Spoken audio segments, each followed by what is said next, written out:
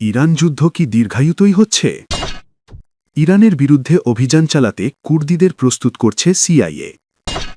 এবার তুরস্কে হামলা করল ইরান। ইরান যুদ্ধ কি দীর্ঘায়িতই হচ্ছে? ২৮ ফেব্রুয়ারি থেকে ইরানে হামলা চালাচ্ছে মার্কিন ও ইসরায়েলি বাহিনী।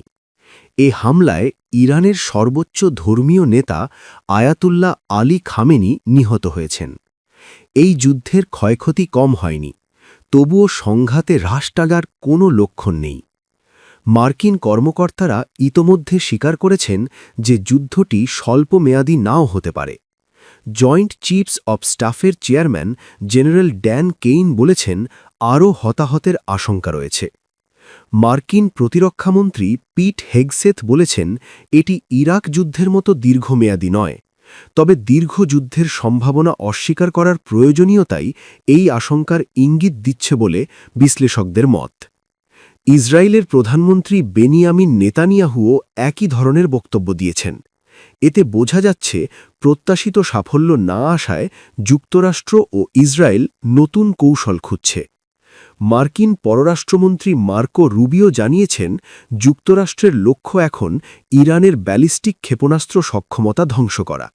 তিনি বলেন, লক্ষ্য অর্জন না হওয়া পর্যন্ত অভিযান চলবে। স্থল অভিযানের সম্ভাবনা। ইসরায়েল দীর্ঘদিন ধরেই মনে করে ইরানে শাসন পরিবর্তনের জন্য স্থল অভিযানের প্রয়োজন হতে পারে। এ প্রেক্ষাপটে ইরানের বিরোধী গোষ্ঠী ও কুর্দি সংগঠনগুলোকে কাজে লাগানোর চিন্তাও ওয়াশিংটনের কৌশলের অংশ হয়ে উঠছে বলে ধারণা করা হচ্ছে। মার্কিন কর্মকর্তারা জানিয়েছেন, বর্তমানে স্থলবাহিনী মোতায়েনের পরিকল্পনা নেই, তবে প্রয়োজন হলে বিকল্প ব্যবস্থা নেওয়া হতে পারে। এতে দীর্ঘ যুদ্ধের সম্ভাবনাই ইঙ্গিত করছে। ইরানের বিরুদ্ধে অভিযান চালাতে কুর্দিদের প্রস্তুত করছে সিআইএ।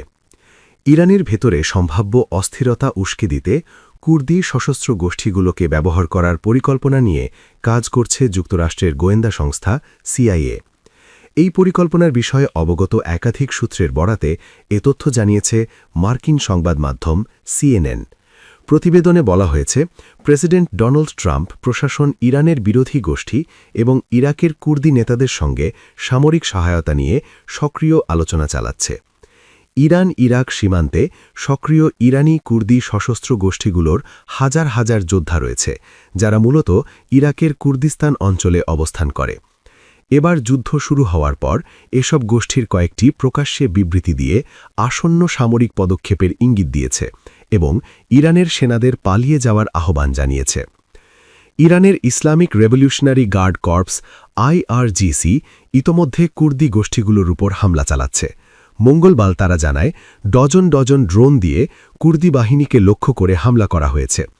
মঙ্গলবারই প্রেসিডেন্ট ট্রাম্প ইরানি কুর্দিস্তানের ডেমোক্রেটিক পার্টির কেডিপিআই-এর নেতা মুস্তাফা হিজরির সঙ্গে কথা বলেছেন বলে জানিয়েছেন এক জ্যেষ্ঠ কুর্দি কর্মকর্তা।